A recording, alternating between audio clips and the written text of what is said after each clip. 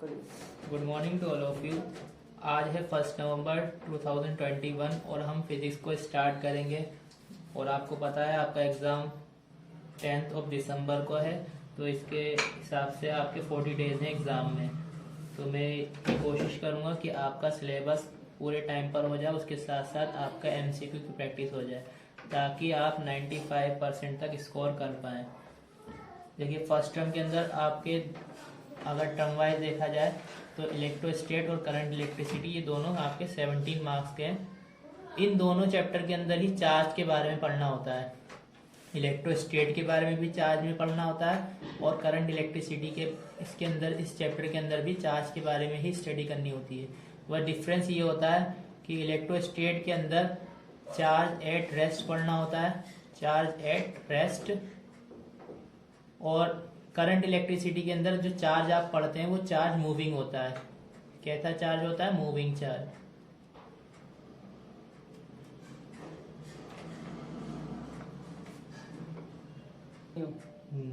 तो charge at rest के इसके अंदर पढ़ते हैं इलेक्ट्रोस्टेट के अंदर, और मूविंग चार्ज किस में पढ़ते हैं? करंट इलेक्ट्रिसिटी में। ठीक है। अब चार्ज होता क्या है आपका? अगर चार्ज के बारे में बात करें तो क्या है, ये एक प्रॉपर्टी होती है किसी भी मटेरियल की। अगर हम चार्ज की बात करें, इलेक्ट्रिक चार्ज की, इलेक्ट्रिक चार्ज को हम Q से डिनोट करते हैं। कैसे डिनोट करते हैं? Q से। ठीक है। तो चार्ज जो है आपकी एक प्रॉपर्टी होती है जिसकी वजह से एक चार्ज दूसरे चार्ज से इंटरेक्शन करता है। जैसे सपोज करिए आपके दो टाइप के चार्ज हैं यहाँ पर, एक तो आपका पॉजिटिव चार्ज होता है, एक नेगेटिव चार्ज होता है। तो ये आपस में इंटरेक्शन होता है इनके बीच में। ठीक है। तो इसकी SI यूनिट की अगर हम बात करें, SI यूनिट क्या होती है चार्ज की? कूलम। SI यूनिट क्या होती है चार्ज की? कूलम। तो ये छोटे छोटे पॉइंट्स हैं जिसके हिसाब से आपके MCQ बन सकते हैं एग्जाम में। समझ रहे हैं? आपको लग रहा होगा कि ये बहुत आसान है तो हम कर लेंगे, लेकिन जब एग्जाम में बैठेंगे तो आपको बहुत मुश्किल लगेगा। यही चीज है आसान वाली। ठीक है। तो चार्ज की SI यूनिट क्या होती है? कूलम होती है। और चार्ज जो होता है आपका एडिटिव नेचर का होता है। चार्ज कैसा नेचर का होता है? एडिटिव नेचर का होता है। इसका मतलब क्या है? जैसे मान लीजिए आपके पास 2Q चार्ज है, एक 3Q चार्ज है और एक -3Q है, तो इसको हम सबको क्या कर देंगे? ऐड कर देंगे। तो ऐड करने से क्या होगा? 2Q + 3Q - 3Q। तो आपका क्या आंसर आएगा? आपका जो ओवरऑल चार्ज बचेगा वो कितना आएगा? 2Q charge. तो ये एडिटिव की प्रॉपर्टी होती है चार्ज की। ठीक है। इसके बाद चार्ज के बारे में आप जान गए। चार्ज अब देखिए, जैसे ही पॉजिटिव और नेगेटिव चार्ज होता है आपस में कैसा करेगा? अनलाइक चार्ज अट्रैक्ट करेगा, और लाइक चार्ज करता है रिपेल करता है आपस में। ठीक है। Like charge repel each other, और unlike charge attract each other. जैसे मैग्नेट की प्रॉपर्टी के बारे में पढ़ रहा था, सेम वैसी है यहाँ पर, लेकिन आपको इसको अच्छे से समझ लेना है, बिल्कुल से। इसके बाद आपका आता है कूलम्स लॉ। कौन सा लॉ है ये? Coulomb's law. ये बहुत इंपॉर्टेंट लॉ है, आपने पहले भी पढ़ा होगा, कूलम्स लॉ के बारे में जानते होंगे। ये बताता है कि अगर मान लीजिए आपके पास दो चार्ज हैं, एक चार्ज ये है, एक चार्ज ये है। ठीक है। तो इन दोनों के बीच की फोर्स कौन बताता है? कूलम्स बताता है। कूलम्स ने बताया था कि अगर दो चार्ज के बीच की कितनी फोर्स होती है, तो उसी को हम क्या कहते हैं? Coulomb's law. तो अगर कूलम्स लॉ को अगर आपको डिफाइन करना है तो कैसे डिफाइन करेंगे? Force between two charge. Force between two charge, तो उसको हम कहते हैं कूलम्स लॉ। क्या कहते हैं? Coulomb's law. तो फोर्स इज इक्वल टू क्या हो जाता है आपका? K Q1 एक चार्ज, Q2 दूसरा चार्ज, अपॉन में R²। अपॉन में क्या होता है? R²। अब ये जो K है ये आपका प्रोपोर्शनलिटी कांस्टेंट होता है। इसको हम खोल कर कैसे लिख सकते हैं? इसकी वैल्यू होती है 1/4πε0 Q1 × Q2/R²। इस फॉर्मूले को अभी ही याद कर लेना, आपको बात का टाइम नहीं है आपके पास। ठीक है। यहाँ पर ये जो आपने देखा है ε0, ये होती है आपकी रिलेटिव परमिटिविटी। क्या होती है? हाँ, यानी कि जैसे कोई मीडियम है, जैसे मान लीजिए यहाँ पर कोई मीडियम है बीच में, तो इसके बीच में कितना परमिट करेगा ये चार्ज को, यहाँ से जैसे ये मीडियम है, एक चार्ज यहाँ पर एक चार्ज यहाँ पर है, तो ये मीडियम कितना परमिट करेगा। कूलम्स लॉ क्या बताता है हमें, फोर्स बिटवीन टू चार्ज, एक चार्ज और दूसरे चार्ज के बीच के फोर्स कौन बताता है, कूलम्स लॉ। तो फोर्स का फॉर्मूला क्या है, के Q1 Q2 bye r square, के Q1 Q2 bye r square. वो के की वैल्यू की क्या होती है 1/4πε0 Q1 Q2 bye r square. ठीक है, इसके बाद हम आगे चलते हैं। अब हम पढ़ेंगे इलेक्ट्रिक फील्ड और इसको हम इलेक्ट्रिक इंटेंसिटी भी कहते हैं। ठीक है, इलेक्ट्रिक फील्ड और इलेक्ट्रिक इंटेंसिटी, इलेक्ट्रिक फील्ड और इसी को हम इलेक्ट्रिक इंटेंसिटी भी कहते हैं। क्या कहते हैं, और इसी का ये एक और नाम है इलेक्ट्रिक फील्ड स्ट्रेंथ। क्या कहते हैं, इलेक्ट्रिक फील्ड स्ट्रेंथ। ठीक है, तो आपसे अगर कोई इलेक्ट्रिक फील्ड पूछे या इलेक्ट्रिक इंटेंसिटी पूछे या फिर इलेक्ट्रिक फील्ड स्ट्रेंथ पूछे तो बात एक ही है, आपको ये मतलब डरना नहीं है कि ये क्या चीज आ गई, एलियन क्वेश्चन आ गया, ऐसा डरना नहीं है आपको। ठीक है, और ये जो आपको पता है कैसी क्वांटिटी होती है, वेक्टर क्वांटिटी। कैसी क्वांटिटी होती है, वेक्टर क्वांटिटी होती है। समझ रहे हैं ना आप बात को, वेक्टर क्वांटिटी है। ठीक है, अब इलेक्ट्रिक फील्ड को हम कैसे डिफाइन करते हैं, it is the net force, it is the net force on unit positive charge, on unit positive charge due to all other charges, due to all other charges। समझ में आ रही बात। अब जैसे मैं बताऊं इलेक्ट्रिक फील्ड को कैसे डिफाइन करेंगे आप, force per unit charge, force per unit charge. और जाहिर सी बात है फोर्स की यूनिट क्या होती है, कूलम, मतलब फोर्स की यूनिट आपकी न्यूटन होती है, चार्ज की होती है कूलम। तो इसकी क्या हो जाएगी, न्यूटन पर कूलम, न्यूटन पर कूलम, या फिर इसकी एक और यूनिट होती है वोल्ट पर मीटर। तो आपको ज्यादातर ये याद रखनी है, न्यूटन पर कूलम की। ठीक है, अब स्पेशल चार्ज डिस्ट्रीब्यूशन के हिसाब से जैसे पॉइंट चार्ज है मान लीजिए, तो उसमें क्या इलेक्ट्रिक फील्ड होती है, कंडक्टिंग स्फीयर में क्या इलेक्ट्रिक फील्ड होती है। इतना तो समझ में आ गया होगा ना, ये तो जनरल बता दिया है। Electric field is equal to force per unit charge, force per unit charge ये होती है आपकी, और इसकी यूनिट याद रखनी है, फोर्स की यूनिट होती है न्यूटन, चार्ज की होती है कूलम। तो इलेक्ट्रिक फील्ड की यूनिट क्या हो जाएगी, न्यूटन पर कूलम। ठीक है, अब हमें पढ़ना है, देखो शॉर्ट में लिखता हूं मैं, electric field due to spatial distribution, spatial distribution. ठीक है, सबसे पहले हम पढ़ेंगे पॉइंट चार्ज के बारे में। किसके बारे में, पॉइंट चार्ज। पॉइंट चार्ज मतलब एक चार्ज है आपका, ये मान लीजिए एक चार्ज रखा है, इसके लिए हमें इलेक्ट्रिक फील्ड के बारे में पढ़ना है। तो क्या होगी इसकी इलेक्ट्रिक फील्ड, के क्यू बाय आर स्क्वायर। ये आपका आ गया फॉर्मूला किसका, पॉइंट चार्ज के लिए इलेक्ट्रिक फील्ड के लिए। ये तो सबको याद रहता है, पॉइंट चार्ज के लिए इलेक्ट्रिक फील्ड का फॉर्मूला क्या है आपका, k q by r square. ठीक है, अब इसके बाद हम पढ़ेंगे चार्ज कंडक्टिंग स्फीयर। कौन सा स्फीयर है ये, charge conducting sphere. Charge conducting sphere का मतलब ये है, जैसे मान लीजिए एक स्फीयर है और इसके ऊपर चार्ज डिस्ट्रीब्यूशन है और ये कंडक्ट भी है।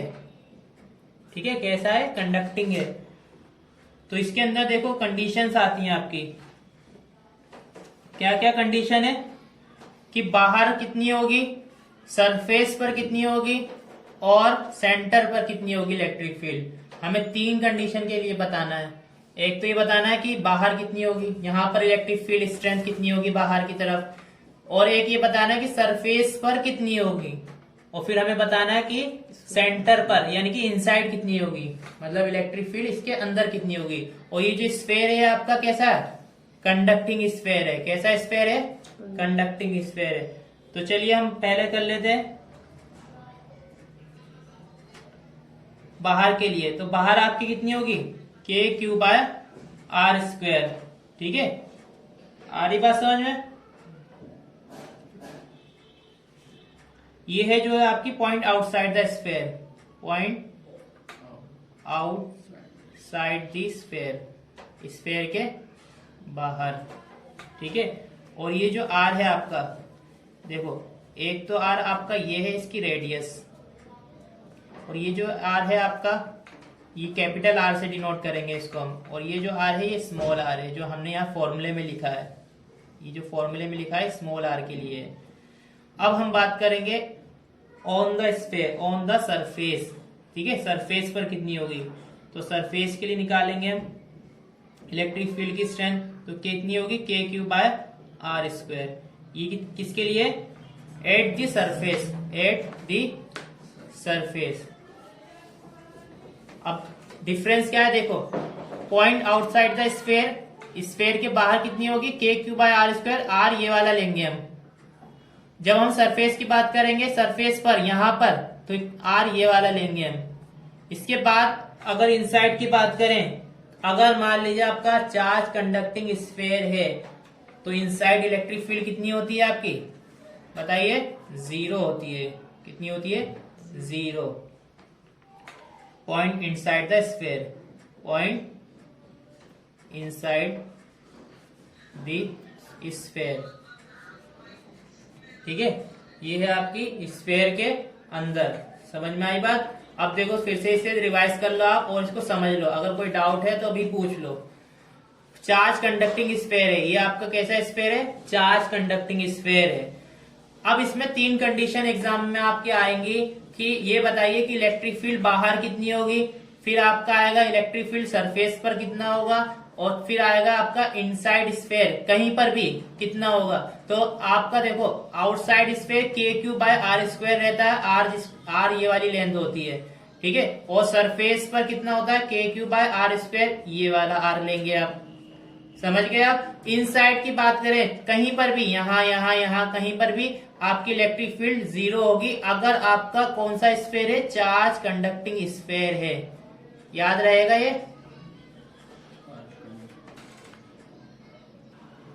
अभी तक हमने बात करी है कंडक्टिंग चार्ज स्फीयर की, अब हम बात करेंगे नॉन कंडक्टिंग चार्ज स्फीयर। कैसा स्फीयर होगा आपका, नॉन कंडक्टिंग चार्ज स्फीयर। ठीक है, तो इसके अंदर जो आपकी इलेक्ट्रिक फील्ड रहती है बाहर तो वही रहेगी आपकी, क्या रहेगी, k q by r square outside. Difference नहीं है यहां पर कुछ। ठीक है, k q by r square at the surface, कुछ डिफरेंस नहीं है। जहां पर डिफरेंस होता है एग्जाम में क्वेश्चन भी वहीं से आएंगे आपके, आप इशारा ही काफी है आपके लिए।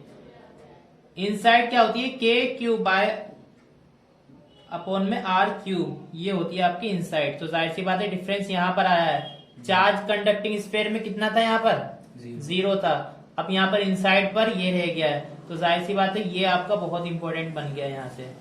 ठीक है, तो ये आपका क्वेश्चन एग्जाम में जरूर मिलेगा, क्योंकि एक्सेप्शन से ही क्वेश्चन आते हैं ज्यादातर, चाहे कोई सा भी एग्जाम हो आपका। तो ये कितना होगा आपका, k q r by r cube, k q by r cube. ठीक है, क्लियर है यहाँ तक? अब इसके बाद हम बात करते हैं लीनियर चार्ज डिस्ट्रीब्यूशन। अगर मान लीजिए आपका जैसे कोई लेंथ है ये, ठीक है, इस लेंथ पर आपका चार्ज डिस्ट्रीब्यूशन है, तो इसके लिए कितनी इलेक्ट्रिक फील्ड होती है ये बताना आपको, और इसकी लेंथ दे रखी है आपके मान लीजिए L। ठीक है, तो इसकी हेडिंग पहले लिख लेते हैं, linear charge distribution of length L।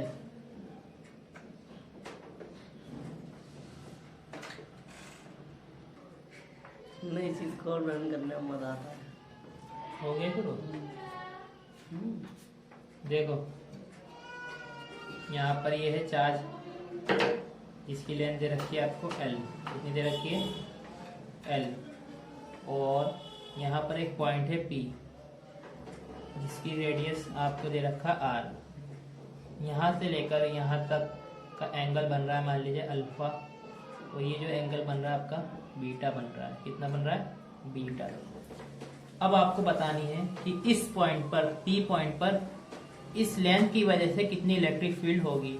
मैं फिर से बताता हूँ आपको, ये लेंथ आपको एल दे रखी है, इस लेंथ की वजह से इस पॉइंट पी पर कितनी इलेक्ट्रिक फील्ड होगी ये बताना है आपको। तो इसका फॉर्मूला आता है आपका, डायरेक्ट बता देते हैं। कितना आएगा electric field at point P? 2k lambda. Lambda क्या होता है? लीनियर चार्ज डेंसिटी r, और sine alpha plus beta upon 2। ठीक है, फिर से बताता हूं मैं, इस लेंथ की वजह से इस पॉइंट P पर कितनी इलेक्ट्रिक फील्ड होगी, इसका डायरेक्ट फॉर्मूला आपको याद रखना है, 2k lambda by r sine alpha plus beta upon 2। ठीक है, और अगर मान लीजिए ये तो फाइनाइट लेंथ है, और अगर मान लीजिए आपकी इनफाइनाइट लेंथ के लिए पूछ लिया एग्जाम में, तो आप क्या लिखेंगे? For infinite line of charge, infinite line of charge, तो क्या आएगा आपका electric field at point P पर क्या होगा? 2k lambda upon r। बस इतना ही रहेगा, समझ गए आप? क्योंकि यहाँ पर अल्फा और बीटा ये नेग्लेक्ट हो जाएगा साइन के कंटेक्स्ट में।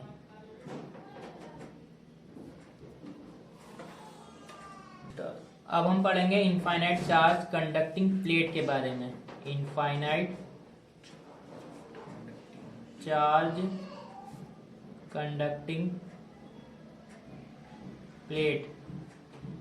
पहले मैं आपको फिगर से समझा देता हूँ। जैसे मान लीजिए आपके पास एक प्लेट है, ठीक है, वो जो चार्ज डिस्ट्रीब्यूशन हुआ है यहाँ पर, ठीक है। अब इस प्लेट की वजह से इस पॉइंट P पर आपको क्या बताना है? इलेक्ट्रिक फील्ड बतानी है। क्या बतानी है? Electric field. और ये जो है आपकी जो इनफाइनाइट चार्ज कंडक्टिंग प्लेट है, कैसी प्लेट है? कंडक्टिंग प्लेट है। ये याद रखिएगा आपको कि ये कंडक्टिंग प्लेट है। तो इसकी इलेक्ट्रिक फील्ड कितनी होती है? Sigma by epsilon not, sigma by epsilon not. याद रखिएगा, ये कंडक्टिंग स्फीयर के बारे में है। इसके बाद ही फौरन बाद आपको पढ़ना है इनफाइनाइट शीट ही पढ़नी है, लेकिन वो नॉन कंडक्टिंग के बारे में पढ़ना है। ये कंडक्टिंग था, अब non conducting. Infinite charge non conducting sheet कह दो या फिर प्लेट कह दो, बात एक ही होती है, ठीक है। लेकिन ये नॉन कंडक्टिंग है, वो कैसा था आपका? कंडक्टिंग। तो ये कैसा होगा आपका? Sigma bye 2 epsilon not. Difference समझ में आ गया? कहाँ पर है? यहाँ पर ये हाफ होता है, ये कंडक्टिंग के लिए, कंडक्टिंग से हाफ हो जाता है। देखो 1/2 कर दिया, सिग्मा अपॉन 2 एप्सिलॉन नॉट, ठीक है। इसके ग्राफ की भी बात कर लेते हैं, कभी कभार एग्जाम में ग्राफ भी पूछ लेते हैं डायरेक्ट। आपका तो अब एमसीक्यू है, तो डायरेक्ट ग्राफ पर आ सकता है क्वेश्चन, ठीक है। Which of the following is correct graph for conducting plate and which of the following is correct for non conducting. तो कंडक्टिंग के लिए ये रहता है आपका, ये ग्राफ है मान लीजिए आपका, और ये देखिए इनफाइनाइट बता रहा है, तो कितना होता है? Sigma by epsilon not. और ये कितना रहता है? ये रेडियस दे दी, और ये कितना रहता है आपका? Sigma bye 2 epsilon not. बस ये याद रखना है आपको। ग्राफ में ग्राफ सेम रहता है, बस फर्क वैल्यू में डिफरेंस आता है, ठीक है। अब इसके बाद जो है इंपॉर्टेंट, मोस्ट इंपॉर्टेंट है आपका, ठीक है, वो है आपका चार्ज सर्कुलर रिंग के लिए इलेक्ट्रिक फील्ड किसके लिए बतानी है आपको? चार्ज सर्कुलर रिंग के बारे में बताना है। At an axial charge circular ring के बारे में पढ़ना है। ये आपकी एक रिंग है जिसके ऊपर आप देख रहे हैं चार्ज है। ये कैसी रिंग है? चार्ज रिंग है और सर्कुलर रिंग है। तो एक्सियल पॉइंट पर आपको इलेक्ट्रिक फील्ड बतानी कितनी होगी। तो इसका डायरेक्ट फॉर्मूला आपको याद रखना है, कितनी होती है? के क्यू, ये इसका चार्ज हो गया, और एक्स यहां से लेकर सेंटर से लेकर इस पॉइंट पी की डिस्टेंस हो गई, अपॉन में आर ये इसकी आर, ये रेडियस हो गई, r square plus x square, और इसकी पावर कितनी होती है 3/2। ठीक है, अगर हम इसको देखें कि मैक्सिमम फील्ड कितनी होगी, कहाँ पर होगी, तो वो होती है आपकी एक्स, चाहे पॉजिटिव में ले लो या फिर इधर नेगेटिव पर ले लो, कितनी कब होती है प्लस माइनस मतलब पॉजिटिव हो या नेगेटिव हो, वो होती है r/√2। ये भी क्वेश्चन इंपॉर्टेंट है कि मैक्सिमम फील्ड कब होती है, मैक्सिमम फील्ड कब और कहाँ होती है। तो मैक्सिमम फील्ड कब होगी, जब आपका x कितना होगा r/√2 के इक्वल हो जाएगा, x आपका r/√2 के इक्वल हो जाएगा, तो आपकी मैक्सिमम फील्ड रहती है। तो आपको यहाँ पर दो चीजें याद रखनी है, एक तो इसका फॉर्मूला याद रखना है, आपका 4 सर्कुलर रिंग है, तो आपको ये बताना है कि इस रिंग की वजह से इस पॉइंट P पर इलेक्ट्रिक फील्ड कितनी होगी। तो आपका क्या है KQ(x/r²), ये आपका r है, प्लस x², इसकी जो पावर है होल पावर कितनी होगी 3/2। और दूसरा क्वेश्चन ये पूछा जाता है कि मैक्सिमम इलेक्ट्रिक फील्ड कब और कहाँ होगी। तो मैक्सिमम इलेक्ट्रिक फील्ड आपकी जब होगी जब आपका x = r/√2 हो, अब वो चाहे पॉजिटिव में हो या फिर नेगेटिव में हो। और अगर आपसे पूछ लिया जाए सेंटर पर कितनी होगी इलेक्ट्रिक फील्ड, एट सेंटर, तो जाहिर सी बात है सेंटर पर क्या होगा, ये x की वैल्यू यहाँ पर 0 हो जाएगा ना, जब x आपका 0, तो जाहिर सी बात है इस 0 से जब किसी चीज को मल्टीप्लाई करते हैं क्या बन जाता है, वो इलेक्ट्रिक फील्ड भी यहाँ पर 0 हो जाती है। तो ये इंपॉर्टेंट चीज है, आपको याद रखना है। ठीक है, इसके बाद आपका बचता है सेगमेंट्स ऑफ रिंग। आपके रिंग का एक सेगमेंट ले लिए, मान लीजिए रिंग का एक सेगमेंट ले लिया, एक छोटा सा पार्ट ले लिया, तो इसकी वजह से इलेक्ट्रिक फील्ड यहाँ पर कितनी होगी इस पॉइंट पर। तो यहाँ पर देखो, जैसे मान लीजिए अल्फा एंगल बन रहा है, बीटा कुछ भी बन सकता है, और यहाँ से लेकर यहाँ तक की डिस्टेंस कितनी दे रखी है, r दे रखी है, और इसकी चार्ज डेंसिटी कितनी दे रखी है, लैम्डा दे रखा है आपको। तो आपको सेगमेंट्स ऑफ रिंग की वजह से इलेक्ट्रिक फील्ड बतानी है, सेगमेंट्स ऑफ रिंग की वजह से आपको क्या बताना है, इलेक्ट्रिक फील्ड। तो आपने यहाँ 7 पढ़ लिया, ये आपका 8 पॉइंट है आपका सेगमेंट्स ऑफ रिंग। ठीक है, ये आपका इंपॉर्टेंट है, क्या है, सेगमेंट ऑफ रिंग के बारे में बताना है आपको, इलेक्ट्रिक फील्ड कितनी होगी। तो 8 पॉइंट O पर तो कितनी होती है इसकी 2k λ/r sin α/2 तो फिर से इसे देख लेते हैं। 8 पॉइंट O पर इस रिंग के सेगमेंट की वजह से कितनी इलेक्ट्रिक फील्ड होती है, 2k λ/r sin α/2, 2k λ/r sin α/2। ये आपको याद रखना है, अभी याद रखना है, ऐसा नहीं कि बाद में याद करेंगे, अभी याद कर लो ऐसे। हाँ, सेगमेंट्स ऑफ रिंग का। ठीक है, अब एक चीज जो आपके एग्जाम में मैक्सिमम टाइम पूछी जाती है, ठीक है, पहले आता था अब भी आएगा ये। जैसे मान लीजिए ये दो चार्ज हैं आपके, एक चार्ज Q1 है, एक चार्ज Q2 है, और इसके बीच की डिस्टेंस दे रखी है आपकी r, और ये भी दे रखा है आपको कि जो चार्ज Q1 है वो बड़ा है इससे, चार्ज Q2 से। तो हमें बताना है, क्या बताना है, तो आपके पास ये दो चार्ज दे रखे हैं Q1 Q2, और ये भी बता रखा है कि Q1 is more than Q2। तो आपको क्या करना है, नल पॉइंट बताना है। नल पॉइंट मतलब 0 पॉइंट, नल पॉइंट मतलब 0 पॉइंट किसके पास, Q2 के पास। Q2 कैसा था आपका, स्मॉलर था, कैसा था, स्मॉलर था, तो इसके पास आपको बताना है। तो कितना होगा ये, इसका एक डायरेक्ट फॉर्मूला होता है। वैसे तो अगर आप निकालने जाएंगे ना तो बहुत लंबा प्रोसीजर होता है इसका, लेकिन ये डायरेक्ट शॉर्ट फॉर्मूला याद रख लेना आप। जो आपका Q1 है उसका रूट कर दो आप ऊपर, ठीक है, और नीचे क्या करेंगे, Q1 प्लस माइनस Q2, और यहां पर मल्टीप्लाई कर देना आप R से। ठीक है, अब एक चीज देखो, ये किसके लिए, ये क्या है आपकी डिस्टेंस, यहां पर लिख देता हूं मैं, distance of null point, distance of null point from Q1 से नल पॉइंट की डिस्टेंस कितनी होगी, उसका एक डायरेक्ट फॉर्मूला जो आपको याद रखना है, ये बहुत इंपॉर्टेंट है। इसके अलावा अगर आप जाएंगे इस डिस्टेंस को ढूंढने के लिए तो बहुत लंबा प्रोसीजर है, जाहिर सी बात है आपको एग्जाम में बहुत कम टाइम मिलेगा, MCQ क्वेश्चन है, तो इसलिए डायरेक्ट फॉर्मूला यूज कर लें। अब ये देखो यहाँ पर प्लस और माइनस कब लगाएंगे, देखो प्लस लगाएंगे आप लाइक चार्ज के लिए, अगर आपका चार्ज कैसा है, लाइक है, पॉजिटिव है या नेगेटिव है, तो आप यहाँ पर क्या यूज करेंगे, पॉजिटिव यूज करेंगे। अगर लाइक चार्ज है, फॉर लाइक चार्ज, और माइनस कब यूज करेंगे? For unlike charge, for unlike charge. ठीक है, तो आज की क्लास सिर्फ यहाँ तक रोक देते हैं हम, इसके बाद हम आगे कल इंशाल्लाह प्रोसीड करेंगे। आपको अगर कोई डाउट हो तो आप अभी पूछ सकते हैं हमसे, या फिर बाद में पूछ सकते हैं। Thank you so much.